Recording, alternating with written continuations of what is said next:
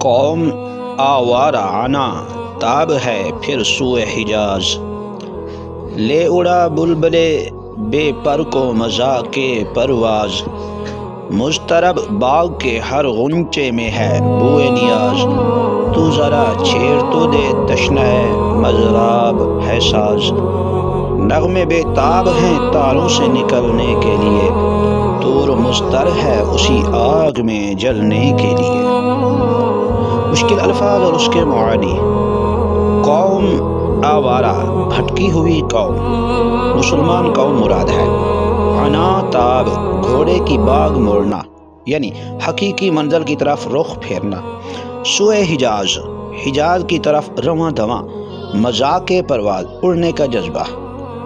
مضطرب بے چین، تشنہ مضراب ہے ساز، ساز بجنے کے لیے بے چین ہے۔ مضطر بے قرار، بے تاب۔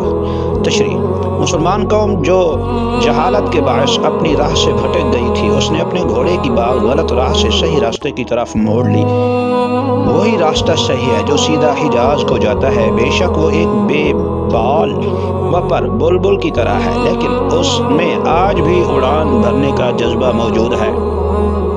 باغ کی ہر کلی میں نیاز مندی کی بو پھیلنے کے لیے بے چین ہے، یعنی ہر مسلمان کے دل میں عشق رسول موجزن ہے، اور وہ آج بھی تیرے نام پر سر کٹانے کے لیے تیار ہے۔ دیر صرف اس بات کی ہے کہ تو اپنی توجہ کا رخ ان کی طرف پھیر دے، یعنی تیری ایک نظر کرم کی طلب ہے۔ نغمے تاروں سے نکلنے کے لیے بے قرار ہیں، اور طور کو ایک بار پھر تجلی کی آگ میں جلنے کے لیے بے چینی ہے، یعنی ساری مسلمان قوم تیری راہ میں جان نثار کرنے کے لیے حاضر ہے۔